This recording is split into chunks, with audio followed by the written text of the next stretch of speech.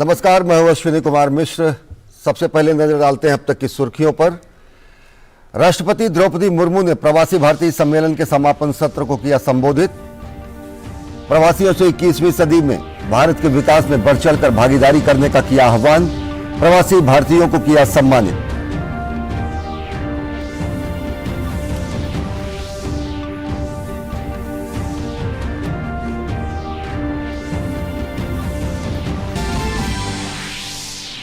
प्रधानमंत्री 12 जनवरी को कर्नाटक के हुबली में राष्ट्रीय युवा महोत्सव का करेंगे उद्घाटन। केंद्रीय युवा कार्यक्रम एवं खेल मंत्री अनुराग सिंह ठाकुर ने कहा, 5 दिन तक चलने वाले फेस्टिवल के उद्घाटन समारोह में युवाओं को पीएम करेंगे संबोधित। फेस्टिवल की थीम है विकसित युवा विकसित भारत। रक्षा मंत्री राजनाथ सिंह की अध्यक्षता में रक्षा अधिग्रहण परिषद ने 4276 करोड़ रुपए की राशि के 3 पूंजीगत अधिग्रहण प्रस्तावों को दी मंजूरी। सेना को मिलेगी हेलिना मिसाइल तो नौसेना होगी ब्रह्मोस सिस्टम से सुसज्जित।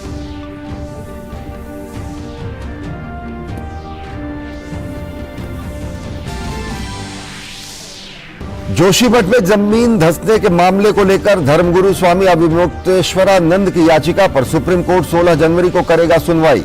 हालांकि न्यायालय ने कहा, लोकतांत्रिक देश में हर मामले को सुप्रीम कोर्ट में लाने की नहीं है जरूरत। वहीं विशेषज्ञों की देखरेख में आज से असुरक्षित भवनों को ढहाने का काम शुरू।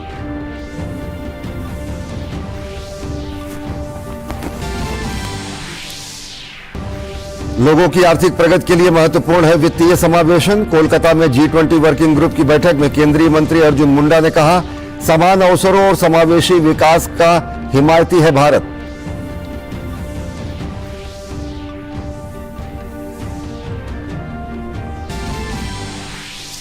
तीन वनडे मैचों की सीरीज का पहले मुकाबले में भारत ने श्रीलंका के सामने रखा 374 रन का लक्ष्य।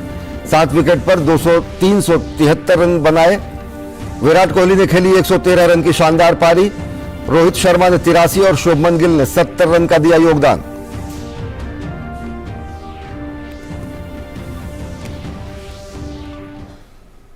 नमस्कार, मैं हूं अश्विनी कुमार मिश्र। देखते हैं खबरों को विस्तार से। इंदौर में 17वें प्रवासी भारतीय सम्मेलन का आज समापन हो गया। राष्ट्रपति द्रौपदी मुर्मू ने प्रवासी भारतीयों को सम्मानित किया। इस अवसर पर अपने संबोधन में राष्ट्रपति ने प्रवासियों से 21वीं सदी के बनते भारत के विकास में बढ़ चढ़कर साझेदारी का आह्वान किया। उन्होंने कहा कि अमृतकाल में भारत की प्रगति में प्रवासी भारतीयों की भूमिका बेहद अहम है।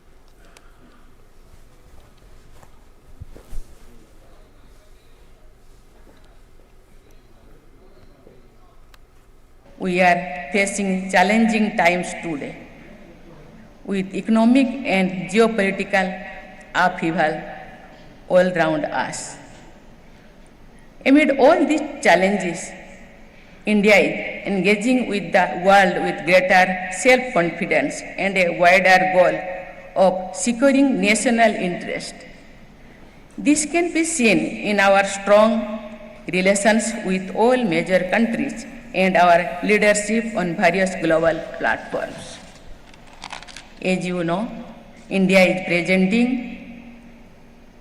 presiding over the G20 this year with the theme One Earth, One Family, One Future. This theme, inspired by our ancient philosophy of Vasudhaiva Kutumbakam, reflects India's commitment to just and equitable growth for all in the world. In the next 25 years, India is going to embark on an ambitious journey of collective hard work, sacrifice, and intensive development to transform into a self-reliant world leader by 2047, when we will be celebrating the centenary of our independence. इससे पहले विदेश मंत्री doctor S Jaishankar ने कहा कि हमारे प्रवासी भारतीयों ने कई क्षेत्रों में समर्पण और प्रतिबद्धता के असाधारण गुणों का प्रदर्शन कर हमें गौरवान्वित किया है। सम्मेलन से स्पष्ट है कि भारतीय प्रतिभा, कौशल और प्रथाओं की वैश्विक मांग और बढ़ेगी। विदेश मंत्री ने कहा कि विदेशी धरती पर भारतीय ज्ञान की परंपरा को अलग अलग देशों में अलग अलग क्षेत्रों में अपनी योग्यता के माध्यम से प्रवासी भारतीय पहुंचा रहे हैं। Global demand for Indian talent, skills, products, services and practices will only increase with time. So too will mobility and migration, facilitated by the initiatives that the Modi government is taking with various partners. All this will only make the Pravasi Bharatiya Divas more meaningful and salient in the coming years. इस अवसर पर केंद्रीय मंत्री ज्योतिरादित्य सिंधिया ने कहा कि अपने साथ साथ पूरे विश्व को बेहतर बनाने के काम में प्रवासी भारतीय लगे हैं। 138 करोड़ भारतीयों में 3 करोड़ प्रवासी भारतीय हैं। प्रधानमंत्री नरेंद्र मोदी और विदेश मंत्री डॉक्टर एस जयशंकर ने सारे देशों के साथ कूटनीतिक संबंधों को और बेहतर कर प्रवासियों को नया सम्मान दिलाया है। मैं मानता हूं कि भारत की जनसंख्या केवल 135 करोड़ तक सीमित नहीं, भारत की जनसंख्या 138 करोड़ है, जिसमें 3 करोड़ हमारे प्रवासी भारतीयों की जनसंख्या है। आपकी भागीदारी भारत को विकसित बनाने के लिए अनिवार्य है। आपकी भागीदारी और आपकी साझेदारी भारत को आत्मनिर्भर बनाने के लिए अनिवार्य है। और इसी दृश्य के पीछे एक शिल्पकार अगर रहा है इस देश में, तो प्रधानमंत्री नरेंद्र मोदी जी हैं, जिन्होंने अपनी सोच और विचारधारा के साथ और विदेश नीति जयशंकर जी के साथ सारे देशों के साथ कूटनीतिक संबंधों के साथ बनाकर हमारे प्रवासी भारतीयों को एक नया सम्मान का स्थान बनाने का संकल्प लिया है। 17वें प्रवासी दिवस के सफलतापूर्वक समापन के बाद विदेश मंत्रालय के सचिव CPVNOIA सौरभ कुमार ने प्रेस वार्ता कर बताया कि यूएई से पहली बार 200 छात्रों का दल आया। गुयाना, सूरीनाम, मॉरिशस, मलेशिया से भी बड़ी संख्या में लोग आए। गुयाना के राष्ट्रपति भारत गुयाना संबंधों को और मजबूत बनाना चाहते हैं। प्रधानमंत्री नरेंद्र मोदी की दोनों आमंत्रित राष्ट्राध्यक्षों के साथ आधे घंटे से अधिक द्विपक्षीय चर्चा हुई। गुयाना और सूरीनाम के राष्ट्रपति मध्य प्रदेश के इन्वेस्टर समिट में कल हिस्सा लेंगे। सौरभ कुमार ने कहा कि हाइड्रोकार्बन का बड़ा उत्पादक बनेगा गुयाना। गयाना इस समय तैयारी कर रहा है अपने ग्रोथ की, डेवलपमेंट की, और इसके अंतर्गत वो चाहते हैं कि भारत की जो कमर्शियल एंटिटीज हैं, पब्लिक सेक्टर, प्राइवेट सेक्टर, वो गयाना में ज्यादा पार्ट ले और वहां की जो प्रगति हो रही है, वहां का जो डेवलपमेंट और ग्रोथ प्रोसेस है, उसमें भागीदार हो। ये मेन मैसेज गयाना के राष्ट्रपति का था। देश के युवाओं में नई ऊर्जा का संचार करने के लिए कर्नाटक के हुबली में राष्ट्रीय युवा महोत्सव का आयोजन किया जा रहा है। 12 जनवरी को प्रधानमंत्री नरेंद्र मोदी महोत्सव का उद्घाटन करेंगे। क्या कुछ खास है महोत्सव में, बता रहे हैं हमारे संवाददाता राजेश राज। 26वें राष्ट्रीय युवा महोत्सव का आगाज प्रधानमंत्री नरेंद्र मोदी करेंगे। 12 जनवरी को कर्नाटक के हुबली में पीएम मोदी राष्ट्रीय युवा महोत्सव का उद्घाटन करेंगे। 5 दिनों तक चलने वाले फेस्टिवल के उद्घाटन समारोह में प्रधानमंत्री नरेंद्र मोदी युवाओं को संबोधित करेंगे। फेस्टिवल का थीम है विकसित युवा, विकसित भारत। केंद्रीय युवा कार्यक्रम और खेल मंत्री अनुराग सिंह ठाकुर ने मीडिया से ये जानकारी साझा किया। प्रधानमंत्री नरेंद्र मोदी जी उद्घाटन के लिए हुबली, धारवाड़, जहां पर नेशनल यूथ फेस्टिवल को इस वर्ष 12 तारीख को करवाया जाएगा, उसका उद्घाटन करेंगे, मुख्य अतिथि होंगे। हमारा प्रयास है कि नेशनल यूथ फेस्टिवल में जो देश भर का युवा यहां पर आया है, उसको Y20 की जानकारी भी दें। युवा जब अपने राज्य वापस जाएं तो Y टॉक्स, इसका आयोजन देश भर में यूनिवर्सिटीज और कॉलेजेस में हो। भारत सरकार का युवा कार्यक्रम और खेल मंत्रालय कर्नाटक सरकार के सहयोग से राष्ट्रीय युवा महोत्सव का आयोजन कर रहा है, जिसमें देश भर के 7,500 से ज्यादा युवा भाग लेंगे। वे युवा अपने अपने क्षेत्र में अग्रणी हैं।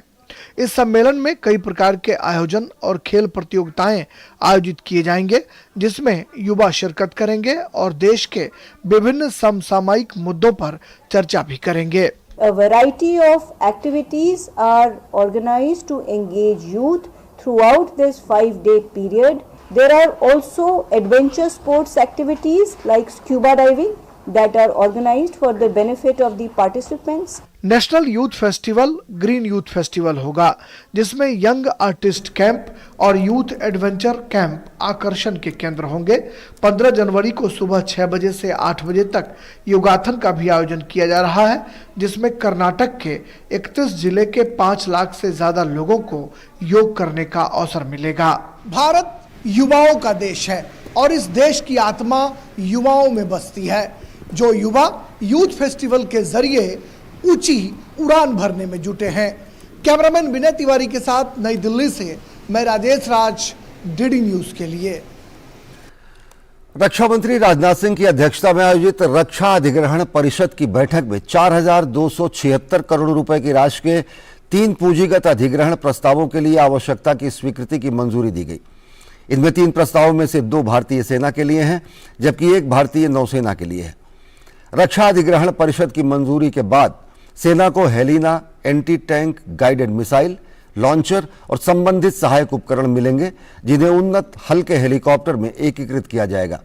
वहीं डीआरडीओ द्वारा डिजाइन और विकास के तहत वशोरैड IR होमिंग मिसाइल प्रणाली की खरीद को परिषद ने मंजूरी दी है। साथ ही DAC ने भारतीय नौसेना के लिए शिवालिक वर्ग के जहाजों और अगली पीढ़ी के मिसाइल वेसल्स के लिए ब्रह्मोस लॉन्चर और फायर कंट्रोल सिस्टम की खरीद की भी मंजूरी दी है।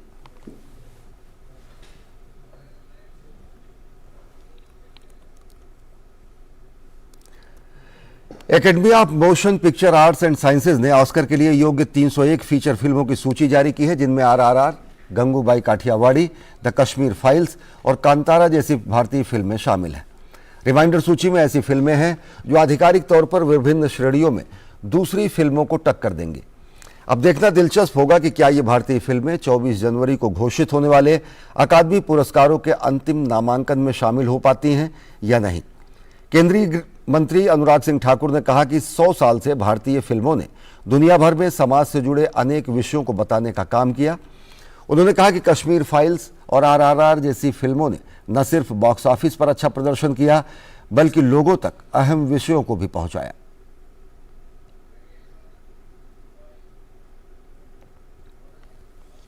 सौ साल से ज़्यादा समय में भारत की फिल्म इंडस्ट्री ने जो समाज से जुड़े हुए विषय उनको भी बताने का काम किया है। और ऐसे बहुत सारी फिल्में, जैसे कश्मीर फाइल्स हो, RRR हो, बाकी भी हो, उन्होंने बहुत शानदार न केवल बॉक्स ऑफिस पर काम किया, बल्कि लोगों तक विषयों को ले जाने का काम भी किया है। और भारतीय फिल्म कोई अंतर्राष्ट्रीय पटल पर चयन होता है तो इसे मुझे लगता है बाकी सबको ही इस पर खुशी मनानी चाहिए। लोकसभा अध्यक्ष ओम बिरला जयपुर के दौरे पर हैं। ओम बिरला ने राजस्थान के विधानसभा अध्यक्ष डॉक्टर CP जोशी से मुलाकात की। डॉक्टर CP जोशी ने ओम बिरला का स्वागत किया। दोनों नेताओं के बीच कल से शुरू हो रहे अखिल भारतीय पीठासीन अधिकारी सम्मेलन को लेकर चर्चा हुई।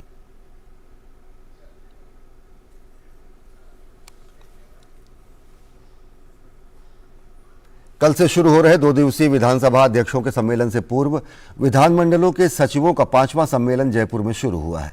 सम्मेलन में देश भर के विभिन्न विधानसभा के सचिव हिस्सा ले रहे हैं।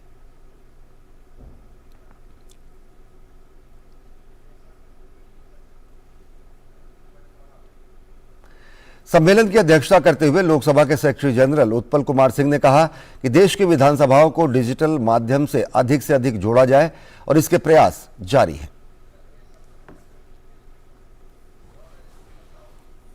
वर्ष हम लोगों ने जो 3 विषय का चयन किया है, उसमें पहला विषय है कि कैसे समितियों के माध्यम से विधायिका के कार्यकलाप में सुधार लाया जा सके और किस प्रकार से एग्जीक्यूटिव के ऊपर जो ओवरसाइट का काम होता है उसको हम कैसे बेहतर कर सकें।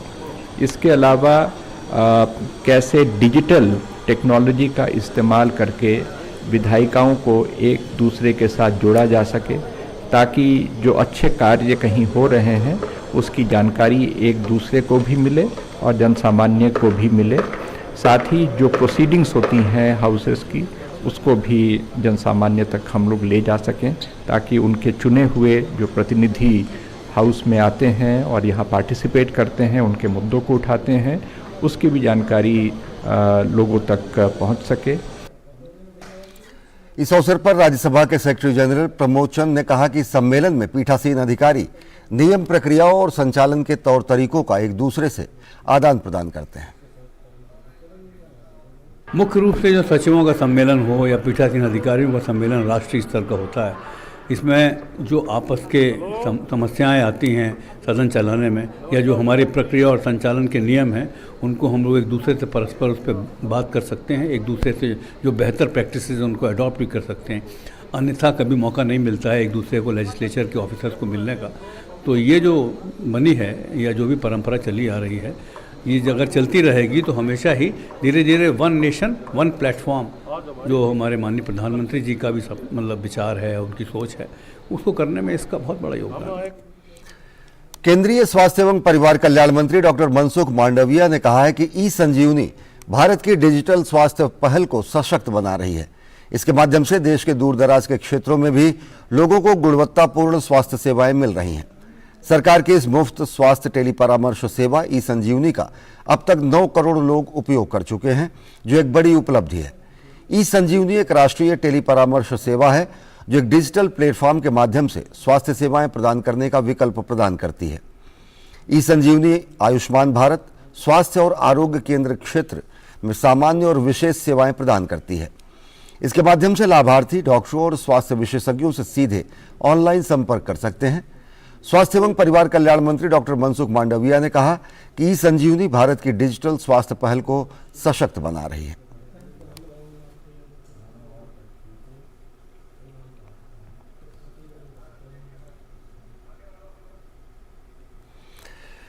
रेलवे ने भर्ती के संबंध में सोशल मीडिया और समाचार पत्रों में चल रहे फर्जी खबरों पर स्पष्टीकरण जारी किया है।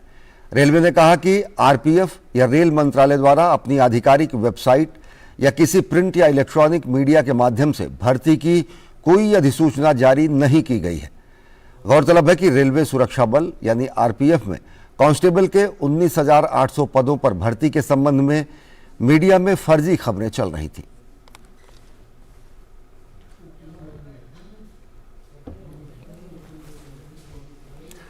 तो इस तरह के किसी भी विज्ञापन पर कोई भी अभ्यर्थी या परीक्षार्थी ध्यान न दे।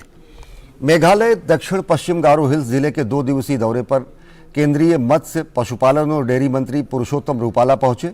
पुरुषोत्तम रूपाला ने शाम अंपति सर्किट हाउस में केंद्रीय योजनाओं के कार्यान्वयन और विभिन्न विभागों के प्रमुखों की समीक्षा की।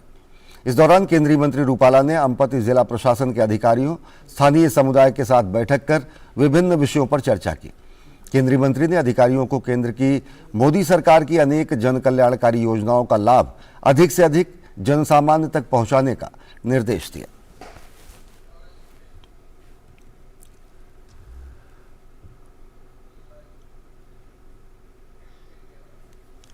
वित्तीय समावेशन पर वैश्विक साझेदारी के G20 वर्किंग ग्रुप की बैठक का कोलकाता में आज दूसरा दिन है। सम्मेलन का दूसरा दिन फाइनेंस लिटरेसी के नाम रहा। केंद्रीय मंत्री, जनजातीय मामलों के केंद्रीय मंत्री अर्जुन मुंडा G20 की प्लीनरी सेशन के मुख्य अतिथि रहे। आज बैठक से पहले कई महत्वपूर्ण मुद्दों पर चर्चा हुई। अर्जुन मुंडा ने कहा कि लोगों की आर्थिक तरक्की के लिए वित्तीय समावेशन बेहद जरूरी है। केंद्रीय मंत्री ने कहा कि इस बार की G20 की theme one earth, one family, one future है, जो कि विश्व स्तर पर भारत की बहुत अधिक तरीके से चरितार्थ करने वाले मंत्र को स्थापित करता है। 3 दिवसीय आयोजन का मुख्य फोकस वित्तीय समावेशन को बढ़ावा देना, वित्तीय साक्षरता उपलब्ध कराना और विदेशों से धन भेजने की लागत में कमी लाना है। G20 theme, one earth, one family, one nature, emanates from this belief through G20 presidency. The Indian vision is to promote a universal sense of oneness and to work together to shape a new paradigm. अब आइए आपको सीधे लिए चलते हैं ऐतिहासिक लाल किले, जहां पर जय Hind new light and sound कार्यक्रम प्रसारित किया जा रहा है। तोमर से लेकर मामलुक, और सैयद से लेकर लोदी तक हर वंश ने दिल्ली से ही पूरे हिंदुस्तान पर हुकूमत करी। कहा जाता है आज से 5000 साल पहले यहां से कुछ ही दूर पांडवों की राजधानी इंद्रप्रस्थ भी हुआ करती थी। और इन सब के बीच एक ऐसा वक्त आया जब मुगलिया हुकूमत ने इस पर अपना परचम लहराया।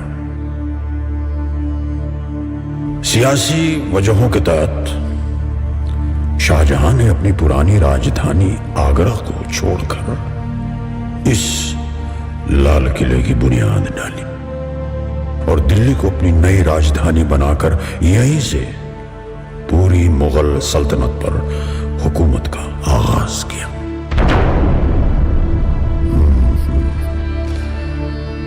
कभी इस लाल किले से गजलों की मिठास, तो कभी शमशेर का जलवा और तोप की गूंज।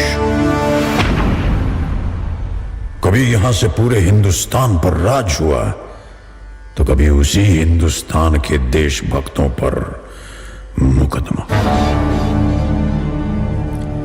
न जाने कितनी दफा इसे लूटा गया, इस पर खौफनाक हमले हुए।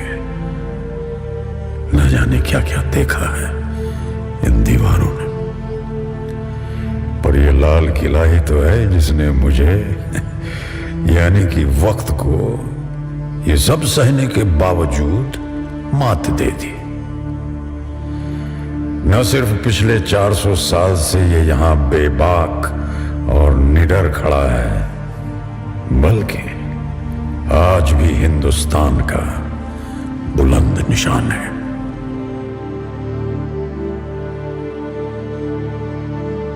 जी हां, ये वही लाल किला है जहां से 1857 में आजादी की जंग की शुरुआत हुई। और ये वही लाल किला है जहां आज भी शान और गुरूर के साथ देश का तिरंगा लहराया जाता है। देखिए, आप नौबत खाने के सामने खड़े हैं। ये वही जगह है जहां कभी ढोल नगाड़े बजा करते थे और जहां से बादशाह का इस्तकबाल किया जाता था। अच्छा, अब आप आज भी नहीं बल्कि सन 1648 में खड़े हैं। आज का दिन बहुत खास है। आज 18 अप्रैल है और महज 9 सालों में इस किले मुबारक का निर्माण पूरा हो गया है। आज खुद शाहजहां आपका इस्तकबाल और इस किले का उद्घाटन करेंगे।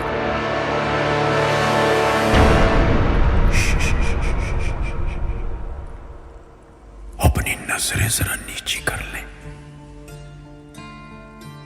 शाहजहां की चहेती बेटी, शहजादियों की शहजादी जहानारा अपनी कनीजों के साथ नौबत खाने की तरफ तशरीफ ला रही है।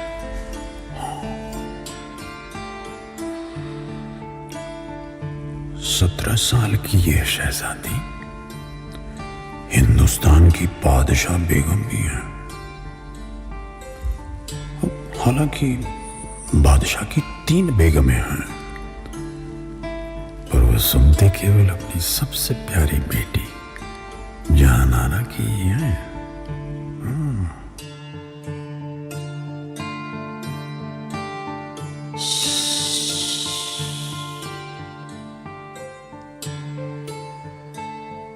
कुछ सुना तुमने? क्या सुनना है बादशाह बेगम?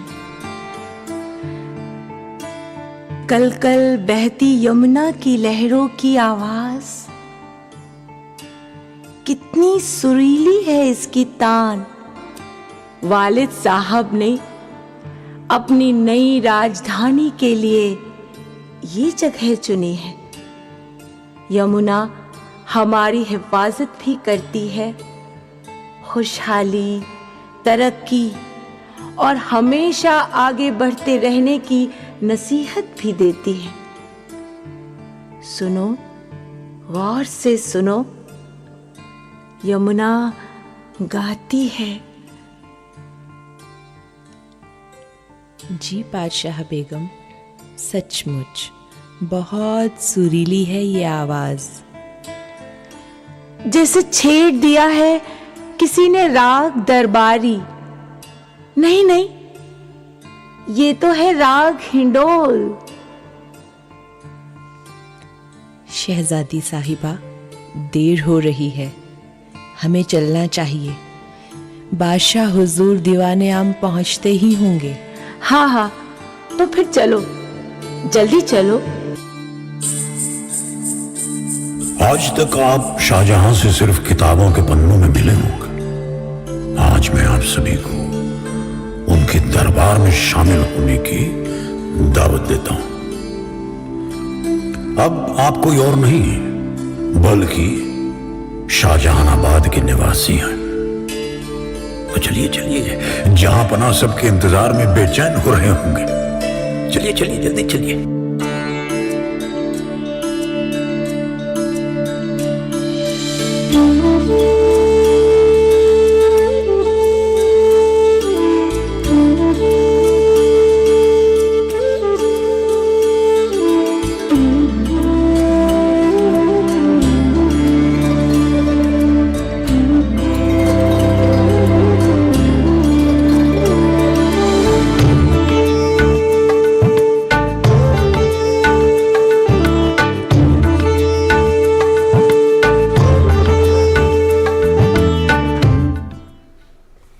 आप देख रहे थे लाल किले से सीधा प्रसारण। 5 साल बाद नई शुरुआत हुई है। लाल किले से नए लाइट एंड साउंड प्रोग्राम की शुरुआत हुई है। अब से थोड़ी देर पहले केंद्रीय गृह एवं सहकारिता मंत्री अमित शाह ने इसका उद्घाटन किया। लाइट एंड साउंड शो में 700 से अधिक लोग बैठकर इसे देख सकते हैं। और सबसे बड़ी बात यह है कि इतिहास को नए तरीके से, नए तथ्यों को, मराठों के उदय, 1857 के संग्राम, आज़ाद हिंद फौज का उदय, आज़ाद हिंद फौज के मुकदमे, अनेक विविध ऐतिहासिक प्रसंगों को यहाँ बेहद खूबसूरत तरीके से प्रदर्शित किया जाता है। तो फिलहाल इस बुलेटिन में इतना ही। देश और दुनिया की ताज़ा तरीन खबरों के लिए देखते रहिए डीडी न्यूज़। आगे देखिए चर्चा में प्रखर श्रीवास्तव के साथ। नमस्कार।